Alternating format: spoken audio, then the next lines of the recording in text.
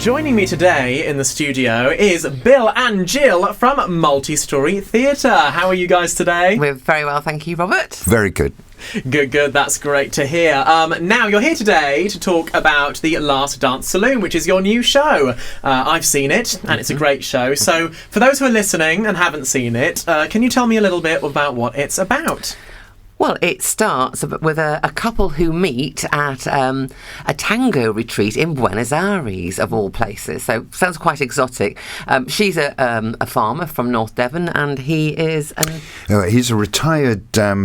PR guy for a mining company in Chile. So in other words, he's an expat out in South America. So they're living on other sides of the world. And they both have this bizarre yen, to learn how to tango. Mm-hmm. So they go to a dance class in Buenos Aires, and that's the sort of meet cute, if you like, that these two older people, we're like, is that quite nice? We're actually paying people our own ages for the first time for a long time. So we actually meet, so they trying to find the school itself, and that's where the story starts, but no means where it ends. Well, that's very good to hear.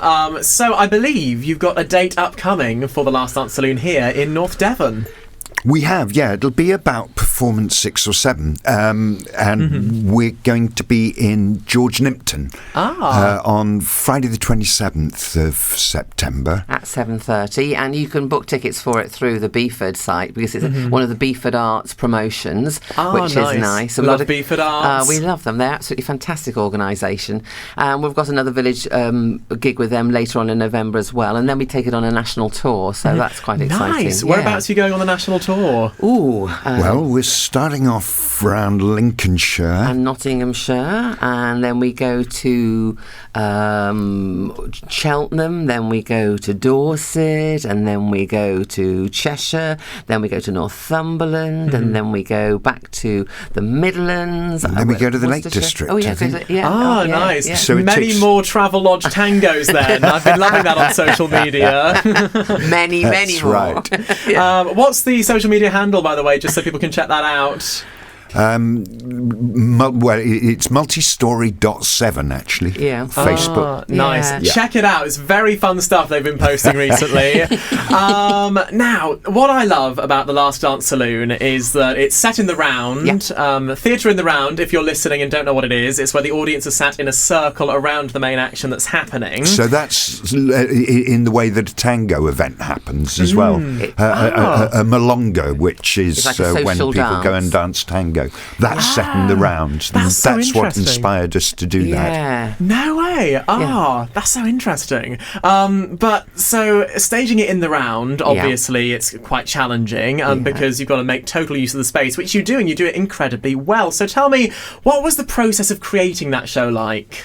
It was terribly exciting. We knew we wanted to use tango as a sort of metaphor for getting to know people, to listen to people, because the tango is all improvised. What you see on Strictly isn't quite what you do in an actual Argentine tango milonga.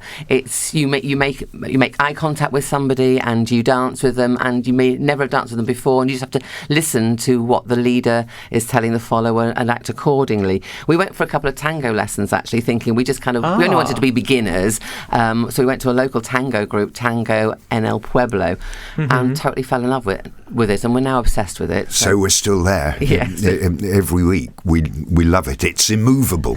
That's Monday nights is tango night. Nothing else comes in our way. Tango el Pueblo in Swimbridge. Monday night is tango night. I think I'm going to adopt that. I might do it in the living room, a little tango in the living room. Pop Strictly on. So that was one of our starting points, the learning the tango, but we knew that it had to embody a whole load of other things.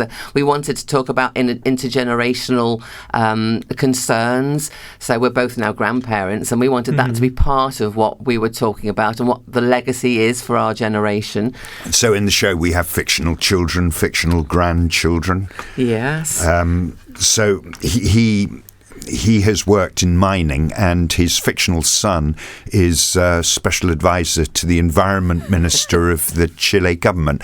Now, all of that involved a lot of research. We've not become experts, but we know a lot more about mining in Chile. And it helped that we'd actually been to Chile. Yeah, we'd been to Chile. We've been to Buenos Aires. Yeah, well, that's the joy of R&D, I guess. Yeah, absolutely. Well, it means that your life becomes part of the R&D. We were there in the early 2000s, touring schools and colleges with shows. We went there a couple of times to South America. Yeah, and the other character, the farmer's wife, we were very involved over the last few years in doing lots of research on current issues in relation to farming with other shows that we've been doing. So we were quite invested already in that area. Nice. And we also kind of got to talk to Andy Bell from the UNESCO Biosphere about the particular problems, challenges facing farmers currently. So that was also fascinating, because it felt we were really delving into the earth of what's happening here in North Devon. Really getting sort of to the real substance of what's happening. That's really good. That's really good to hear.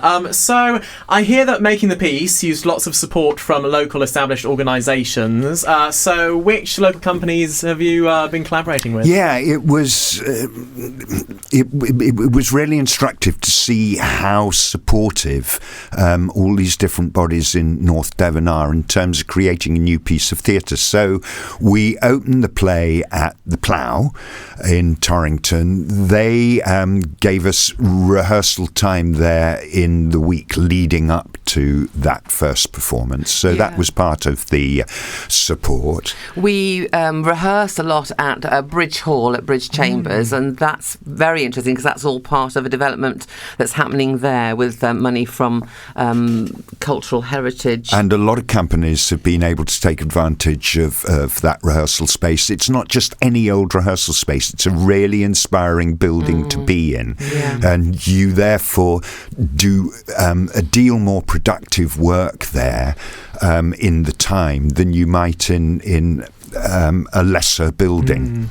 That's really interesting, the whole thing about where you rehearse and kind of informs the performance. And sort of like, I don't want to get too poetic, but it's nearly like the sort of the old ghosts of the building kind of inform the work. I think that's absolutely right.